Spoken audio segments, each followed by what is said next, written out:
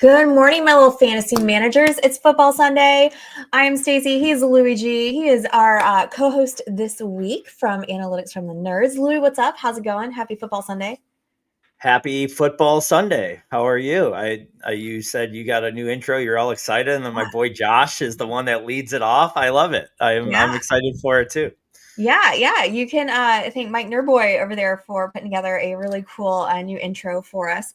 It's got my Packers in there. It's got Emeka Egbuka, who I'm completely obsessed with. It's got the Bills in there. It's like he picked all my favorite players and put it in there. I don't know how that happened. I didn't see any Laporta in there. Don't you? Big. I am obsessed with Sam Laporta also. No Laporta. That's okay though. We don't have room for everybody. But they're, still right here, still in my heart. Guys, thanks so much for hanging out over here Sunday Tailgate with us. We are going to be getting to all of your start sit questions. We are going to be jumping into all of those actives, inactives as they're rolling in. It's 11 o'clock now, so those are going to start coming in. If you hear my phone buzzing in the background, I'm so sorry in advance, but that's just all those notifications that I'm sure all of us are getting all throughout the morning. Throw your questions, comments on into the chat over here. We're going to get to those as they are rolling in. We've also got some DFS picks for you guys. Maddux is going to be coming in at the end of the show with his Monday Night Football picks. You might just want to start picking the opposite of the team that he picks because he is 0-3 so far. But it's his rookie season, with football here, so we got to give him a little bit of grace. I literally already got, here we go. Yep. Lions, Ravens. That is tomorrow. That is Monday night. We can touch on that though a little bit too, because that's going to have fantasy implications too. So we'll get to that one. And good morning for the fantasy and Jamie. Thanks guys. Jamie, it's been too long. I feel like I haven't seen you in forever. So thanks for hanging out. But I want to know, I put this in the chat. What is the matchup you're most looking forward to today? Louie, what's the one that you're looking forward to? I've found myself today, at least in all my DFS lineups, really leaning into Chicago and Dallas. And so the highest over under of the week, especially, on the main slate. And I just think it's going to be kind of an all out offensive game. So I think it's one of those things where 4 of those wide receivers, name whatever ones you want. I mean, the Chicago situation's a little bit more tough to figure out, but I think like Pickens and Lamb both have a huge game. Odunze has a huge game. And then, I think there could be 4 top 25 guys in that game alone, just because the rest of the slate, and I know we'll get into it a lot, like feels really flat as far as where the OUs stand. And I think we're going to see some duds of games too. So like one like that stands out big time. I'm just kind of pounding into it. And I know it's going to be chalky, but I also think it's chalky for a reason. Yeah. I definitely agree. I think for the fantasy, you're right. Odunze, he's on my start list. I'll talk about that in a little bit later, but yeah, Odunze to the moon today. Chrissy's out of Browns Packers, surprisingly. Louie, you were trash talking my Packers earlier on Twitter today. Do you want to explain yourself? I was not trash talking. You girls, you just take one statement and then it's all enough. I was not trash talking. Emotional. Yes, no. I just think that it is the epitome of a trap game. You got the Love's first game here without Reed at least starting a game. I think there's some concern there with that wide receiver core.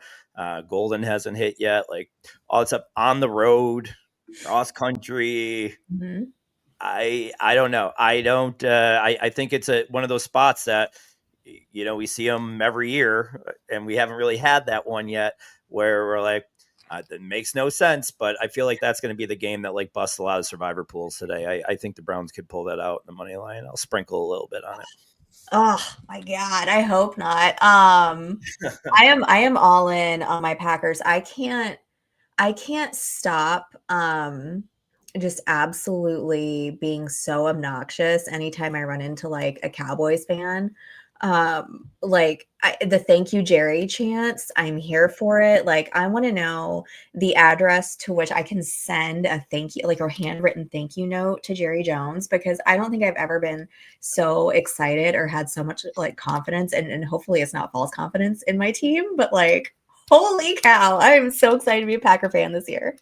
Yeah, no, I definitely think they're a great team. I mean, there's no doubt about that. Like, I think if I had to pick, I know this is easy to say now, and it's also on a podcast with a Bills and Packers fan, but like that's the Super Bowl to me right now. Would be Bills Packers, but again, I'm not saying that they're a bad team or shit talking them. I just think it's a spot, that all good teams go through every year. Like good teams just lose weird games. So that's really what I was trying to say. And, maybe I knew who I was co-hosting a podcast with this morning and wanted to stir up a little shit. Maybe Yeah, there just was a little bit. the pot. Sometimes 75% of the things I say, I truly believe. And then when I say things like hot takes or that, when I tell people that I'm sexy, those things are they come with a little bit of white lies. So yeah, A little exaggeration maybe in there. yeah. Gotta mask the truth every once in a while. Oh man. I see this right here from Crispy and Fourth and Fancy. We'll get to your tight end question here in just a second, but he also wants to see if the Chiefs can start 0-3. America needs this. I don't disagree. We need some good news this week. And I think everyone outside of Kansas City would probably agree. Are they going? I mean, they have to win today, right? Or else like the world will just absolutely implode. That start, I'm reminded about that start last year where I was convinced, and it's kind of like a rerun in my brain of like the Patriots dynasty at the end, where we're like, they can't be good this year. It's done this year. And then they just kept on being good. Brady was 72 years old and still killing it, and like all these things. So, and I kind of been getting like that with the Chiefs last couple of years, and last year that start where they were just getting lucky every win, like they're coming back down to earth, and then they just go on and beat the Bills and go to the Super Bowl. Sure, they're without their top two wide receivers, but it looks different. They look lost. I don't want to bet against them. I don't want to bet against it. Yeah. Same thing as my lesson that I learned from New England. I don't want to bet against Brady or Belichick. I don't want to bet against Reed or Mahomes until I'm 100% sure. But I don't think this is just the Worthy Rice thing. I think there's some. I think there's going to be some serious regression. I don't think they lose today, though. No, and I just can't get over the fact that last week that Patrick Mahomes was their leading rusher. Like in what planet? I mean, you got Pacheco, but then you've got the ghost of Kareem Hunt. You've got Rashard Smith somewhere back there. But like, how is little Patrick Mahomes, who runs like a toddler with a full diaper, their leading rusher? I don't understand this. Like, there's something definitely wrong if that's the situation. I think this is the week we see a little bit more Rashard Smith. I was really, really tempted to like put him in some lineups that I needed some high upside. They're just so slow to these type of moves and these type of changes. And I also just don't see, I just see him keep on getting like a little bit more of an increased role over the next few weeks before you're probably ready to start him. But I think today or tonight, whatever they get, I think they'll be he'll be the lead, quote unquote, back. That might result in 8 points, but I think he will start taking over that backfield. I mean, what do you have to lose? You're 0-2 and you're not getting any kind of production anywhere else. Like, I think you need to see what you got in him, because they're obviously a candidate to probably go trade for somebody too at the deadline if it's not working. So I was looking for the rushing line on Rashard Smith, and I don't even have one. So I'm in Florida, and I can only use Hard Rock. So I don't know if you can see a line I'll take a for look to Smith. see. I don't think 'Cause that might be a fun over, right? I really do think it could be if you could find anything on him. I wonder if there isn't. No, I don't see anything that there's anything that his touchdowns 8-1. That's fun. I would probably do something like that, but I think he only has touchdown props right now.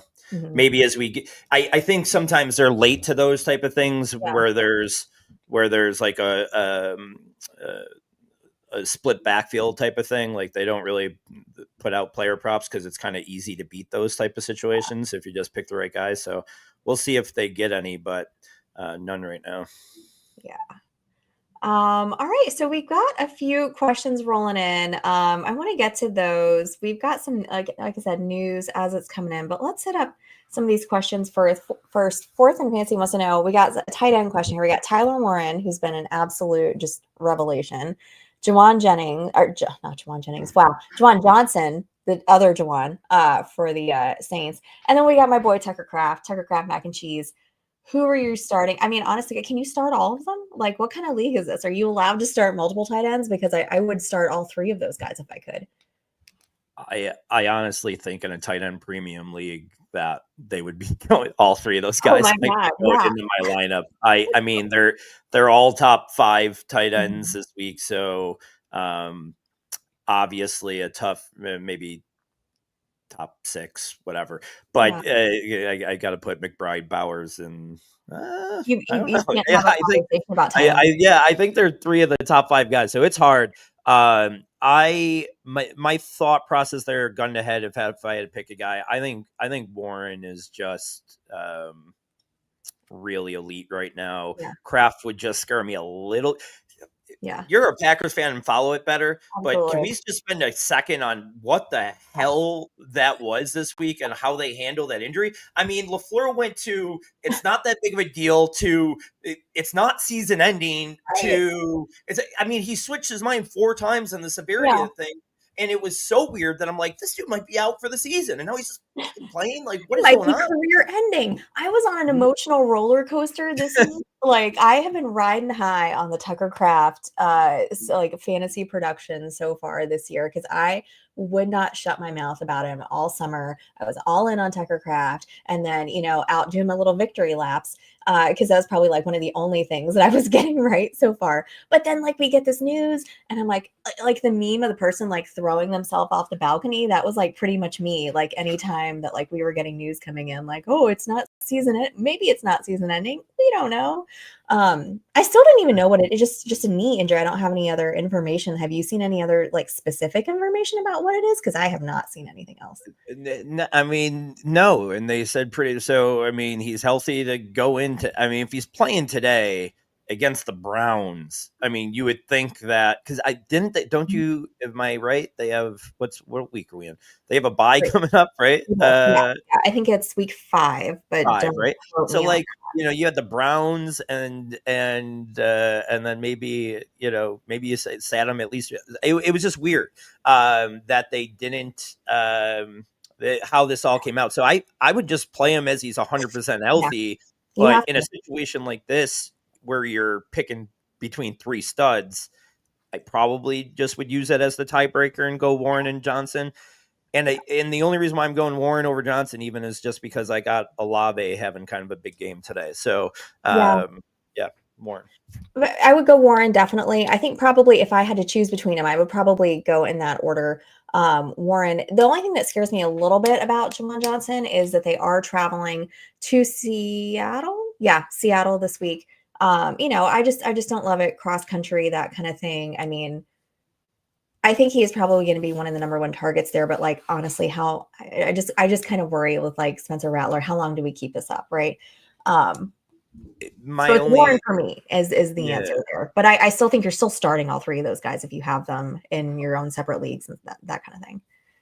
yeah like a in a like FFPC like tight end premium Yeah. main event, like I'm probably starting all 3 of those guys over a lot of wide receivers. Oh, 100%. Like I think all three of those guys could outscore majority of your receivers today. Absolutely. Mhm. Um, Tough All call. right, so we got some Jamie in here. So he was just this is looks like a dynasty question. Yeah, he was just offered an early to mid 2026 second for Juwan Johnson. It's a 10-team super flex. He already has Laporta, Pitts, Fannin, Terrence Ferguson as well. I think you're stacked at tight end there, buddy. Yeah, take that second and run. Yeah, 100. Um, yeah, I mean, sure, it's been a great year, and I mean, it's 2 years, but you got to, or it's 2 games, so it's small sample. You would have jumped on that in a heartbeat 3 weeks ago. You're stacked at tight end. To me, that's a pretty easy snap. Yeah, I think so too. All right, so we've got here. Mark wants to know we got Bo Nix or we got Caleb Williams. Right now, here's their matchups. Denver is at the Chargers, which I think is going to be that just smacks of such a low scoring game with those two defenses to me. And then we got obviously Chicago at Dallas today, which we've already talked about. We kind of suspect that to be pretty high scoring. So I think I have to go with Caleb just for that reason. Yeah, 100%. I mean, Knicks will have some value, and like I said, my whole thing today is if it's not Dak, Caleb, or Lamar, I think like quarterback 4 through 20 is pretty even tiered, and so if I'm not playing one of the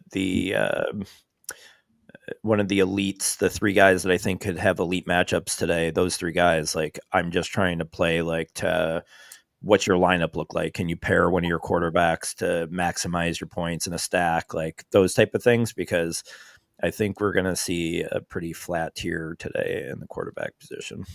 Yeah. I'm just taking a look here at so far this year. I mean, obviously we're only 2 games in, but fantasy points allowed to quarterbacks by defenses. We have got the Chargers here are only allowing 16.1 fantasy points to opposing teams' quarterbacks, whereas the Cowboys are allowing 27.6, which is the fourth most overall so far. So you got to fire up Caleb, I think, with those kind of numbers. For sure. All right, we got another one where he wants to know Geno or Sam Darnold today. So we've got Geno is facing the Commanders at Washington after a really, really bad game for him last week. And then we have got the Seahawks are at home against New Orleans. Darnold didn't have a super great game last week either, did he? I don't think. If I remember right. No. That's a tough call. The only thing again, they're both at the end of that flat tier for me. I mean, it's not a great choice to have. Trying to think in my 120 lineups that I filled in this morning if I had that decision at all and what I did, but I think a slight lean towards Darnold. But yeah, times are tough when you're asking that for sure. But a slight lean towards Darnold, especially with the JSN news of that he most likely plays. So if JSN was out for some reason, I don't think we've got an official word on that yet. If JSN was out, but Schefter just reported a half hour ago expecting him to play after he just had flu-like symptoms yesterday. Yeah. So he's got a little bug. Yeah, a little flu game, little bellyache. But yeah, I think Darnold slight lean, but I wouldn't want to be starting either of them. No, I definitely agree there. We've got a couple more. Let's go ahead and knock those out, and then we'll get to our starts and our sits, our definite locks for this week. Right here we got Quinshawn versus Travion. So battle of the rookie QBs, or not QBs, running backs.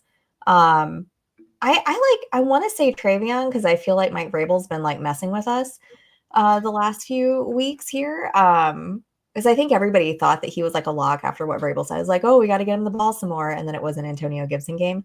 I like Quinshawn too. I don't know that I'm starting up any.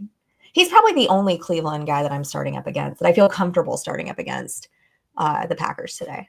I think I got a hot take there that I think we'll probably talk about it a little bit here in another segment, but I think Sampson outscores Junkins today again. And just, people are all on this roll of Junkins, and I think he's going to be fine. And I think he's going to be a good player. Him coming back so quick kind of hurt my stance there because I think Sampson's good. And if Sampson had like 4 or 5 games to show that, I think Junkins would have been fighting for touches when he came back. But they accent each other so well, and that Sampson's going to be the pass catching back. And in a game where, again, I know what I said earlier about it being, but the game script should be that they're playing from behind. You would think the pass catcher would be a better bet. So, but out of those two, it's tough. I'm probably Henderson too, like you said, just because of what I just said. Cleveland probably shouldn't be able to keep it close enough where Junkins is going to be having a huge role. They're probably throwing most of the game in the game script. I think Vrabel just loves Stevenson. I know the Gibson thing was a little bit weird, but I've always kind of been fading Henderson in the offseason, and my most owned player was Stevenson. But just to the same point that I said about Sampson and Judkins, I think Henderson and Stevenson can work together pretty well once they start throwing the ball to Henderson, and that could happen as early as this week. So I'll go Henderson too.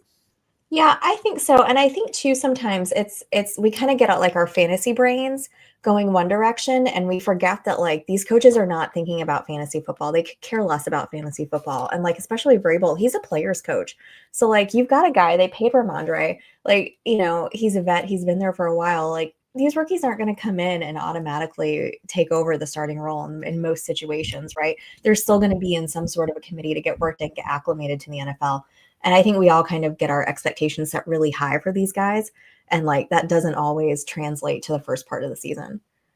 No, you have to, we talk about it for 5 months, right? Like you and I are two people that start drafting the day after the Super Bowl, I know, like, and so we're drafting all off season and we talk about 5 months about how you have to like hold in your expectations for rookies because they usually don't hit their real impact until week 8 or 9. And you have to build your lineups for early season production from the Stevensons of the world and these type of guys.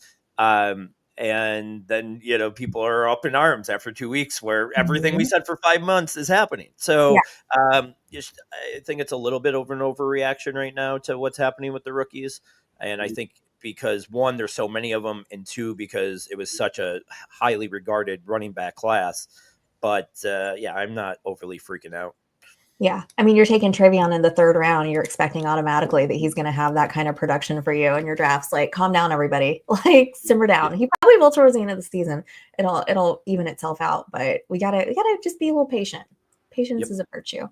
All right. Degens wants to know Travion. We're going to stick on the Travion train or Calvin Ridley. That's kind of a tough one. We got the I just lost my train of thought there. I saw a note about Juwan Jennings coming in. He is questionable. It looks like he is not going to play. He's going to be out. Jennings. Jennings. So breaking news. Juwan Jennings is going to be out today, guys. So Ricky Pearsall to the moon, I guess, right? That's what I would do. Just to be clear, Stacey didn't get that from Adam Schefter. Juwan's mom called her directly. Yes. And told her, we're tight. Juwan's mom and I. Got a text message from Mrs. Jennings. No, I'm Ridley there. Ridley going against Indy today. I think that game has like the second most potential for a little bit of fireworks. Jones obviously is off to a good start there. Cam Ward is not, but I think it's one of those games that could kind of be one of those goofy divisional games that kind of go off the rails a little bit and maybe be played a little bit loose. So, I like Ridley a lot. I like Alec Eominar too. Mm-hmm. Like I kind of like the weapons in that game, especially compared to how I expect some of these games to go today. Oh yeah, exactly. I mean, like Ridley's got a 25% target share. Eominar is not very far behind him with 23.2, I think there. But I mean, those two guys, like eventually it's going to work out for Ridley. I mean, I think it's going to be fine. It's again, another rookie quarterback there. Give him some time. I think it'll be okay. You can't have somebody getting that many targets and being on the field as much as Ridley is and it not eventually pay off. So no, and Ridley's numbers I think are pretty decent if I remember right. 4.5, 52.5 receiving yards and plus 200 for a touchdown. So with a touchdown, you're talking a 16-point game. That's going to be better than almost anything Henderson does for you. Definitely. All right. So, expectations for our boy Bill Krosky Merritt today. I keep seeing a couple different things, and I'm going back and forth on this. I'm not really sure where I'm landing at. Do you have you got anything more solid than what I'm thinking here? I think I think, you know, obviously the internet and the community has teamed Phil up pretty large. And has anybody ran more pure in their life? And I don't mean to be like saying this things like about guys getting traded or hurt or whatever. Like, I know that's a sensitive thing, but I mean, the guy got a guy traded, Eckler out for the year. I mean, this dude is running pure, Yeah. and so he's getting everything going for him. I made sure that I picked up cheap Rodriguez and McNichols this week, to kind of let it play out a week or two Mhm. to just see how it plays out, because I feel like at least one of those two guys still has a decent role here. But to me, I still think Bill's going to be the guy. Mhm. But I think he's going to be one of those like RB 15 to 25 type of guys each week. Like, I don't think he's going to be league winner type of. No, and you know what kind of worries me too, and I said this week 1, and then he just, like, went off and looked amazing. Week 1, I was like, "Yeah, don't start, JCM." Obviously, that was the best week he's had in our very short season so far. But Jeremy McNichols is still back there. He was there last year. They used him in these situations when they were low on guys. So I that kinda gives me a little bit of hesitation there. I think unless you're in a real hard spot, I think I don't know. If you have better options, I think I would start them over. I just can't call him Bill. It just is weird to me. I can't I get on don't. board with the Bill. I know Yeah, I there's keep. to respect that, but I I've can't. been a JCM That's support. so JCM is so much better. It's it cool. is. It's so much better. So until I hear from his mother, I'm gonna call him JCM. Um, yeah. I think I would be a little careful on that. I have gone in a couple places and added McNichols, just in case, because I want to see what he does today. Now that Eckler's out, it's literally just this little ragtag group of guys there. So I want to see what the usage is today before I make like a long term decision. I think on that. Yep, I Yeah. agree. All right, let's see. We got a couple more in here. We got Russ against Kansas City or Danny Dimes against Tennessee. It's not Danny Dimes anymore. I hate to tell you, it's Indiana Jones from now on. He Ooh. has switched nicknames, and that's how he shall be known now. Indiana Jones. Well, in fairness, Danny Dimes didn't really work for him, so Exactly. maybe it's time for a new one. I mean, I just kind of spoke about that game. Mhm. I think that's going to be a high scoring game, and that his hype is a little bit real. I think that offense is just good, and the court, the offense Yeah. there, and Russ is still like. I'm sorry, I don't know why my thing keeps muting, but my I know he just threw for like 400 yards last week or 400 plus, but Russ is still like a bad half away from getting pulled for Yeah. Jackson Dart. And so I'm still not starting him pretty confidently until like I see like 2 or 3 weeks where they're like, nope, he's a starter. He's a starter for the rest of the year. Things, and I just don't think that's going to happen. I think you're going to see Dart here in the next couple of weeks. It's the inconsistency for me with Russ. Like he's going to have those games where it's going to fool you into thinking that it's old Russ, right? That he's out there, he's back, and he can, just chuck the ball down the field, and he's gonna put up 30 plus points, per week. And I think I've just seen a little bit more consistency out of my boy Indiana Jones over there. I think he's riding high. He's gotten his like glow up over, in Indiana and a new environment. So I feel a little bit more confident in that. I'm with you on that game. I think that does have some real potential to be kind of a blowout there. Not blowout, but a very high scoring game. Mac Jones turn Ricky into BTJ? I hope he turns him into BTJ of last season and not this season. Because this season's not looking that great right now. Yeah, but Pearsall is definitely a monster play this week. Like Yeah. I love that, and I'm starting Mac with confidence. Yep. Picked him up in a league, in a high stakes league, to like start him over Drake May this week. Drake May I like, to be perfectly honest. Like I Drake May is probably my quarterback 10 this week, but Yeah. I have Mac at like 8 or 9 just because I think he's going to have a decent week this week again. Yeah, absolutely. I want to get to a couple other injury things real quick, then we'll jump into our start sits. Looks like Charbonnet is going to be doubtful. I'm firing up Kenneth Walker all day long.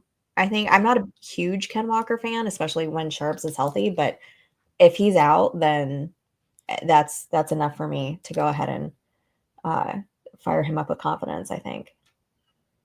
Yeah, 100%. I think he's on DraftKings, he's like DFS, he's going to be like 60% because he's priced so well and he's going to have the bulk of the things. And he had, even with Charbonnet in the lineup last week, had a monster game. So I love him this week for sure.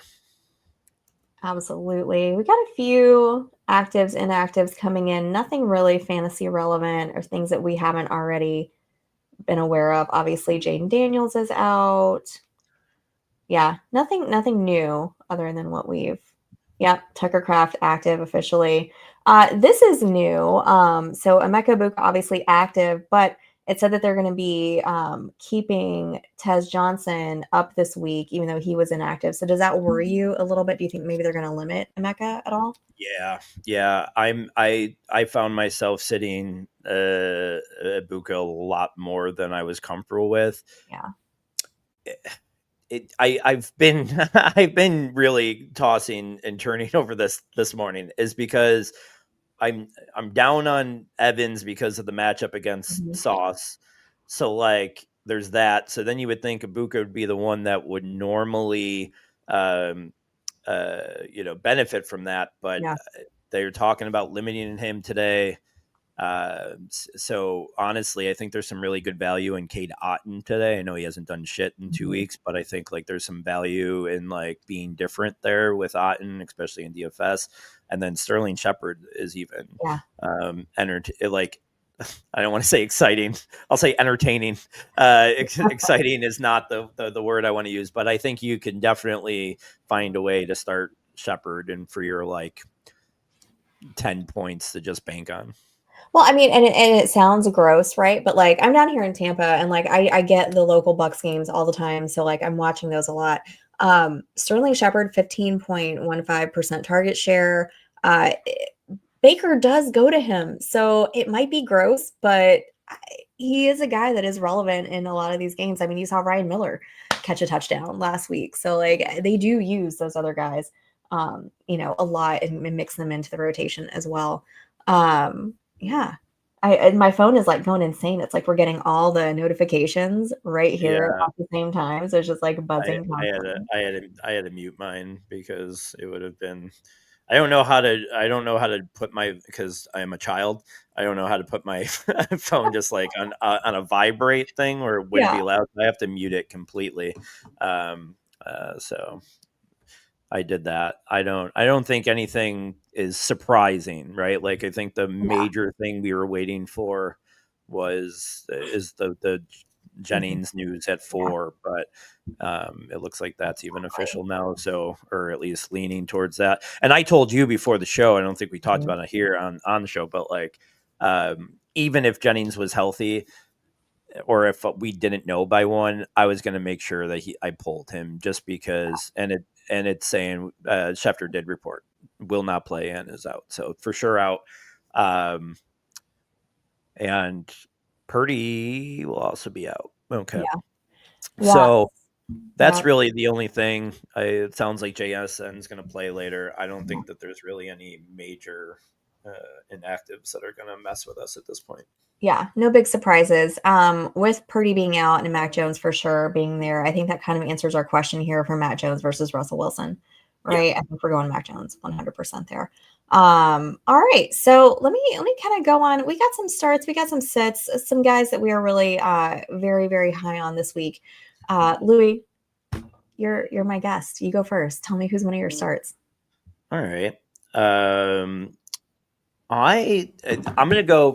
gonna start with a guy, and I know what I said about this QB tier, but having to pick one of those guys in that tier to kind of stand out, I'm going Carson Wentz this week. Ooh. A couple things. So, like, the Cincinnati defense obviously sucks. It's not great. Two, I think everyone's like talking about how dog shit that game is. I think it's gonna be one of those weird games that, like, when Browning was in, he was fine. Mhm. O'Connell is a friggin' quarterback guru. So, Yeah. like, I think Wentz. Look at what happened to Darnold last year. Like, I think Wentz is going to find some production there. I think it could be one of those weird games where they're just putting up points with two backup quarterbacks. It's not insane to think that if McCarthy's out for like 3 weeks and Carson Wentz goes 3-0 and looks pretty good, like, that might be his job for the rest of the year. Now, God. I'm just saying, I'm not going to sit here and bet on it. He could obviously go out there today and just be horrible too, but there's a world where he goes 3-0 with McCarthy out. The Jefferson's happy and getting the ball again, and he's spreading out the ball. I could see it. I could see it happening. I'm not saying that it's gonna, but would anybody be shocked? The weirder shit happens every year in the NFL. So I think Wentz is a guy definitely to worth start today. But Yeah. even if you can pick him up for $1 on the waiver wire just to, like, see what happens, I think it's worth it. Degens says Louie's gonna get us canceled.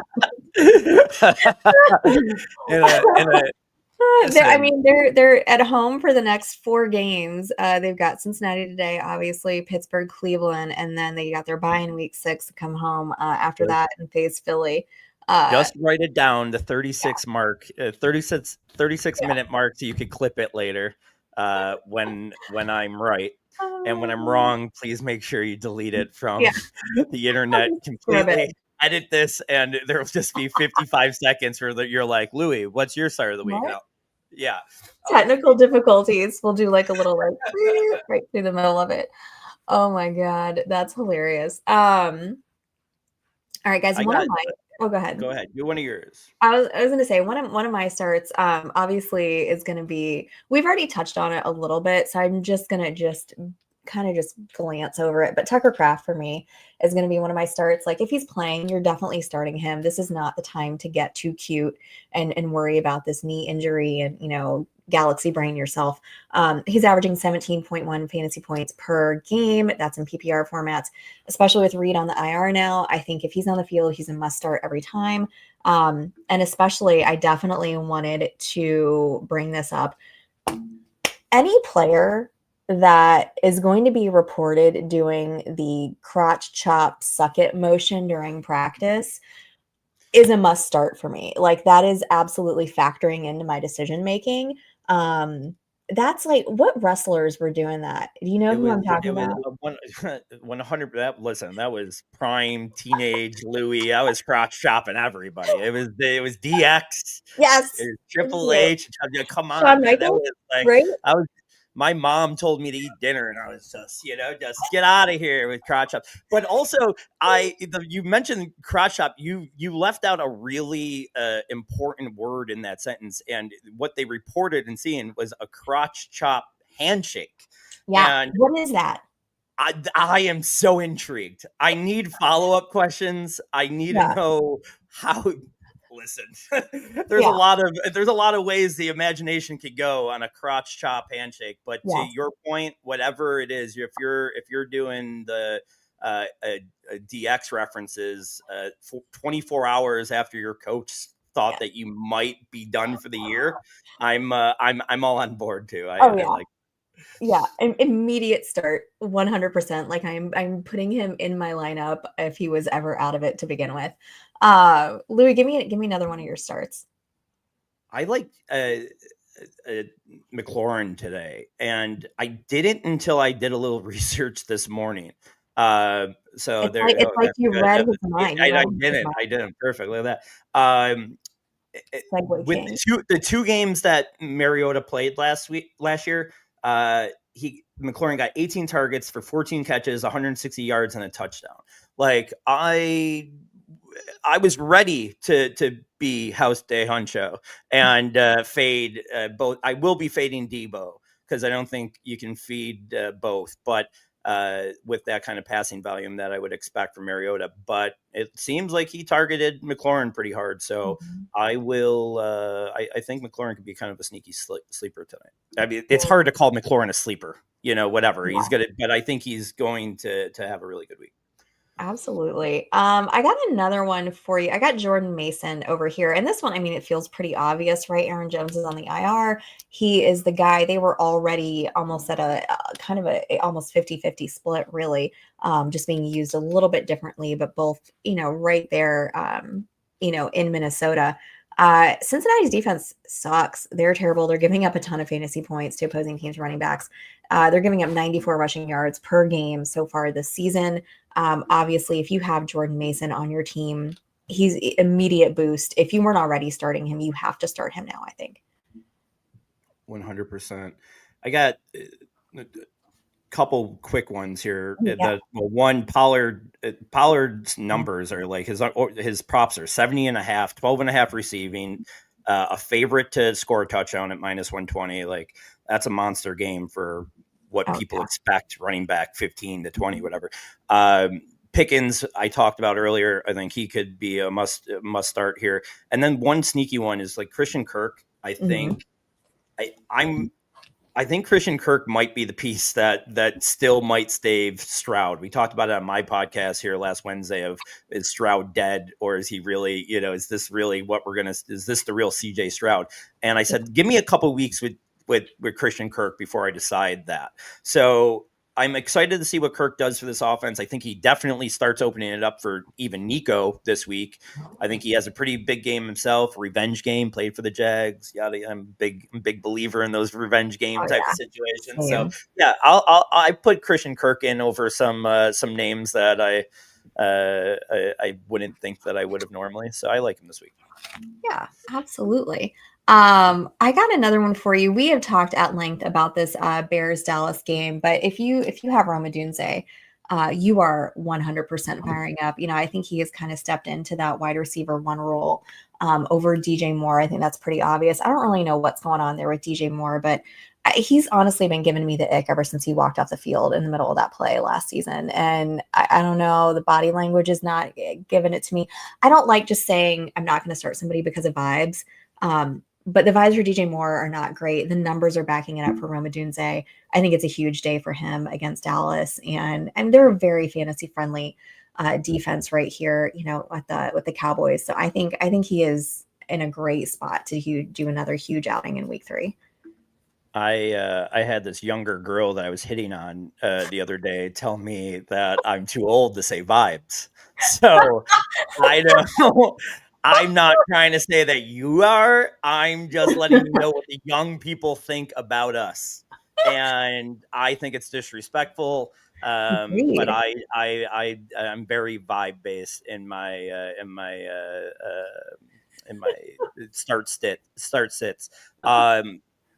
One like counterpoint to point about DJ Moore is, so now and I don't know how true these type of reports are, X is the worst thing that ever happened to our world. But DJ Moore, a little bit of trade rumors here this morning are circulating. And I don't know if they are true. I wouldn't still know how to treat it because what does the organization do in that situation? Do they feed him to try to build up his trade value, or do they avoid it and try to get Loveland and Burden involved to see if they are able to trade him because the other guys step up? So it's a fun way. I avoided him as much as I could today because of those things. So I'm with you. Yeah.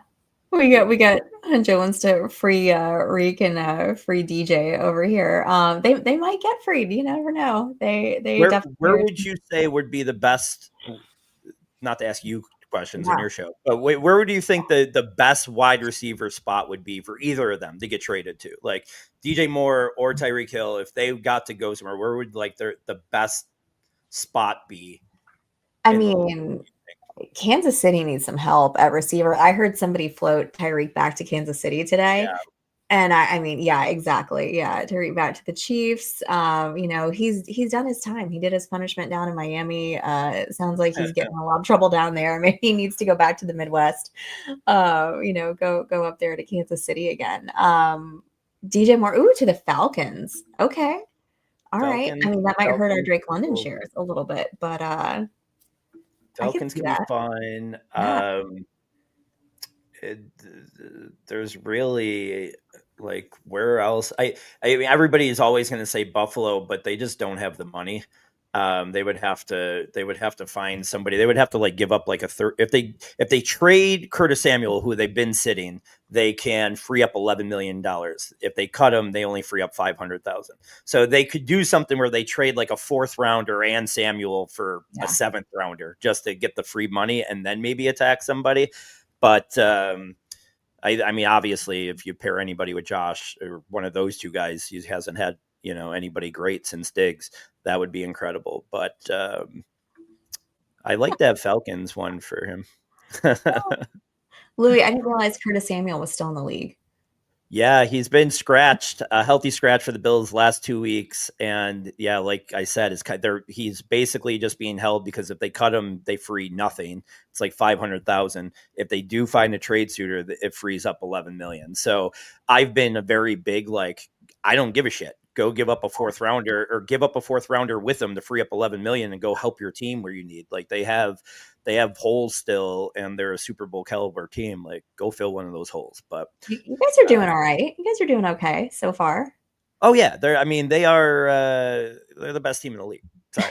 I mean, by far, they are the best. They haven't even played close to their potential, and they're smoking teams. They haven't turned over the ball in 3 weeks. Like, yeah, they're incredible. But it's the Chiefs still loom during the They playoffs, and do. until they're completely dead, I will not be 100% comfortable. All right. So I know I definitely had a few more starts, but I know we are getting really close to that 12 o'clock hour. So let's hit some of our sits. Who do you got, Louis? Let's see, where do I got sits? Chase Brown was kind of my biggest one this week. I do think I know what I said about that game. I still think Browning still provides some good team offensive numbers. I think the wide receivers actually don't fall off as much as people probably think. I think Higgins and Chase are probably fine, but I do think the one guy that most likely gets hurt the most is Chase Brown. Game script should change, so they'll be throwing more because they should be behind. Burrow would maybe have them in the lead in some games where that's it. So I think Chase Brown's the one that gets hurt the most with the Burrow injury, even though he's quote unquote not a wide receiver. Yeah. I have got Jerry Jeudy, and really this is just any Cleveland player. I know there was a Tillman question up in the chat earlier. I wouldn't, honestly, I'm not starting any of the pass catchers for Cleveland against Green Bay. I mean, they're an absolute machine. I'm not just saying that because I am a Packer fan. But for real though, I mean, they've only allowed 3 touchdowns over the first 2 weeks, 15 points total per game. They're allowing the fewest yards per play at 3.7. After the first week, somebody asked me, they're like, would you start any fantasy guys against Green Bay? And I said, I need to see a little bit more first before I'm going to make that blanket decision. And after week 2, I saw that and I feel pretty confident now. And Maddux is making an appearance. He's like, where's my video, Mom? Like, when are you gonna show that? In a minute, buddy, in a minute. But yeah, I don't feel comfortable starting any of the Cleveland pass catchers against the Green Bay defense today. Yeah, I could lead into one of mine with that because I'll start here. It really depends on what you think goes on in that game. Like I know I said that I think it could be a closer game, so that might fit your point better if it is that. But if it's what we expect and a blowout by the Packers, then I think they become a little bit more exciting to play those guys because from a negative game script, they'll be throwing more. But one of my misses here, or one of my sits, is Njoku, and it's Green Bay mostly plays zone defense. Fannin, I know again through only 2 games, but he's their most targeted player against zone through 2 games, but like by a huge margin. So I think he'll take a little bit of that in Njoku. I wouldn't be super stressed. I faded Njoku all offseason and these first 2 weeks because of my love in Fannin. Mhm. Now in a dynasty aspect, I'm back trying to attack him a little bit because his upside now is like, don't worry, everybody. He'll be on the Rams in week 6 and be back to having good. Like the Rams are the perfect team to trade for Njoku, right? Like they're 2-0. They'll be whatever 4-2, 5-1, a playoff team. Njoku's an unrestricted free agent. Fannin behind him. Yep. Brown should be shitty. Like that's a perfect situation. So I'm not giving up on Njoku until I know that it's week 7 and he's still on the Browns, but I'm not starting him this week. I got a fun fact for you about Harold Fannin that I saw from Field Yates on X this morning. If he catches 6 passes today, he's going to tie a record for a rookie tight end through the first 3 games. So that's a fun one. Maybe I don't know what the numbers are on that, but maybe that's one we can throw into our little DFS lineups, our picks today. Speaking of, I want to talk about a few of our favorite props this week. Louie, I'm gonna I got a little mini monster over here right here that I need to do something with. So I'm gonna let you take this real quick, and then I've got a couple for you. All right. First one I will roll with is a thing that I played the most. I mentioned it earlier, but it's Dylan Sampson over 8.5 receiving yards. I think is a lot of fun.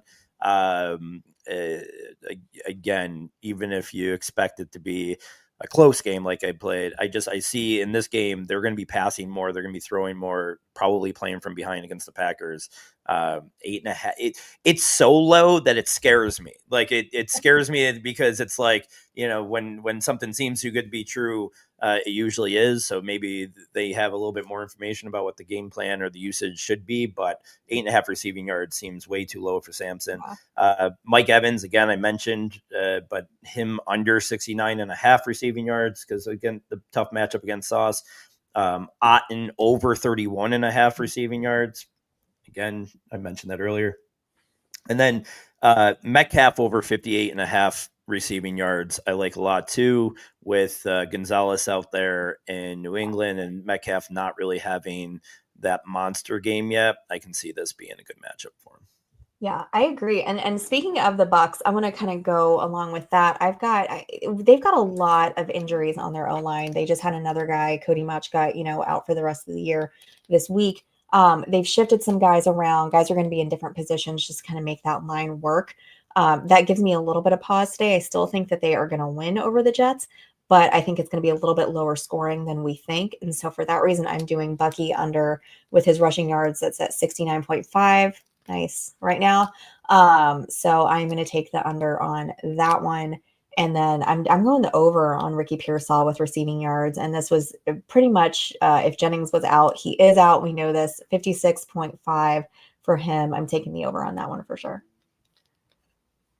Yeah, I wonder if that adjusted at all after the news, or if they were already assuming that he wasn't playing. I bet you that it was, because I checked that last night. So you know what? Let me. But I bet you they priced in Pearsall not playing. But that was Pearsall that you said, right? Yes. Yeah. I hate this Hard Rock app so much because I was literally just on here and it keeps logging me out. It is. Somebody save us in Florida, please. It did go up to 65.5 now. So okay. But still, like over. I think I'm still comfortable with over there. Yeah, I think he has a monster game. One guy that you didn't mention, or we didn't mention, and I was like, oh, there's no big deals here. Leggett is officially out. Yep. So I guess I mean, if you were starting Leggett, you have other problems, but 100%. But yeah, I saw that too. I'm glad you brought that up. Real quick, I'm going to do a question before we get ready to wrap up. But we got Chrissy wants to know Cam Akers, or I think that's George Hilani, who is more likely to get 3 points. Don't make fun of you for this question. Is this I need more information about why you need them to get 3 points. Where is that coming from? It's going to be some weird type of league, which I want more follow up. I would just want to make sure that Akers would be active here. I'm trying to find out if he is, but I'm not sure if he will be active for sure. He just signed the other day. I'm not seeing any news right now yet. Do they play later or they play around? The last thing I saw was from yesterday where it says they elevated him to the active roster. Oh, then he okay. Here's his inactives, and he's not on there. So yeah, he's playing. I would definitely go Akers then because he's gonna at least get a couple carries, and I like Kalani as like a now you just remember that Charbonnet is not playing. Right. I'm Halani. I'm going Halani. I like him, and especially if JSN's a little limited. Maybe they just force them run a little bit more. Yeah, and Seattle's always weird with the running game. Like, just they can just really mix it up with two guys. No, Halani, I like. Halani anytime touchdown. Ooh, that's fun. What's that probably like? That's probably like 15-1, maybe. I mean, let's see. Do we even have numbers for that? Let me see. Let me take a look. Here we go. That would be great. Yeah, we got it's a plus 275. No, really? That's what it says. Yeah, according to the Hard Rock app here. Oh wow, yeah. So in DraftKings, he's only plus 360. Dude, start Halani all day. Yeah. I might go back and look to see if I got any shares right. But yeah, I mean that's pretty low for. Yeah, we're gonna put a little money on that right now. Or you just did that right now. I think that's fun. Yes, I love it. That's a good time. Guys, audience poll, threw this in the chat over here. Real quick, Louie, just rapid fire. Which backup quarterback has the best day? Well, let me tell you our contestants here. We've got Browning, Cincinnati; Wentz, Minnesota; Mariota, Washington; Mac Jones, San Francisco; and don't forget about Tyrod Taylor with the Jets. Yeah, if we're throwing Mac into that, I gotta say Mac, but I was going to right away scream Wentz only because I was thinking about the guys that took over this week specifically. But yeah, I mean Mac for sure, but Wentz would be a close second or first in this new group of guys that had to take over. Yeah. I think you know what? I think I'm gonna go with Jake Browning. He's been there before. He's been in this situation since he's an elite offense. I'm gonna go with Jake Browning. That's gonna be my vote today. Yeah. Guys, as promised, we have got little Maddux here making his picks for Monday Night Football. So far, he's 0-3, unfortunately. But like I said, it's his rookie year. He's only 5 months old. He's just a baby. So it's taken him some time to adapt. So maybe you just might want to take whoever he doesn't choose as really your if you are using him as your guideline on what it was like pick'ems or something, we might have other problems, but it's always fun. Puppies are fun. Here we go. Enjoy this little clip. Come on.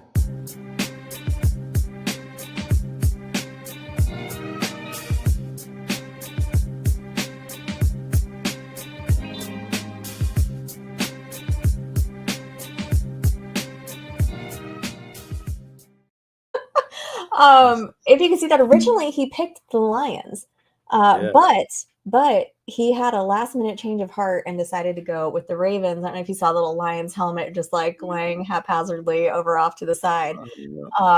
So just like a regular 0-3 better, just being really flip floppy, thinking too hard about it. Exactly. This last one could be his marriage or the house. He doesn't know. He's really got to nail it, so he didn't know which way to go. Right. And then that way too, obviously, I mean, maybe you say different, but he doesn't speak this way when right away you could be like, no, man, you didn't see me. I picked the first one, and then I just got bored with it. But I told you, pick the Lions. So he definitely left it open to interpretation there. He sure did. I'm actually going to go with him tonight or tomorrow night on that. I think I'm going to pick the Ravens at home. Jared Goff's home road splits are a real thing. And the last time that I believe they played in Baltimore 2023, Jared Goff had a real rough time. So I think I'm going to go with Baltimore this week. Louie, who you got? Yeah, it's hard to look at it differently. Obviously, you can't ever say anything with this league, and it's different each year. And this is kind of like I don't want to call it a must win, but like, Lions haven't looked great at all. I know they dominated the Bears last week, but like they can't fall too far behind the Packers here. Only a 4.5 point spread. I think I'm laying that pretty easily for all the points that you made. I think I'd take the Ravens as well. Yeah. All right, guys. We'll see. We'll see who comes out victorious. Guys, thanks so much for hanging out with us in the chat today. Everybody who's sending questions, watching online, appreciate you so much. We will be back next week with another co-host. Louie is going to be coming on a lot during the season with us. So thank you so much for coming to hang out on Sunday mornings. Louie, tell everybody where they can find you online. You could catch us at No Nerds for the analytics or for the Nerds podcast at No Nerds _FF. And then I'm personally at FF _Louie Gee, GEE. Catch me there. And I'll be with you, I think, at least 4 different weeks and possibly a couple more. And I'm excited to come back and hang out with my bestie. Me too. Anytime you want to come back, you are absolutely welcome. Guys, have a great football Sunday. Hope your teams win. Hope your bets make it and you win some money today. We'll be back next Sunday at 11. See you then.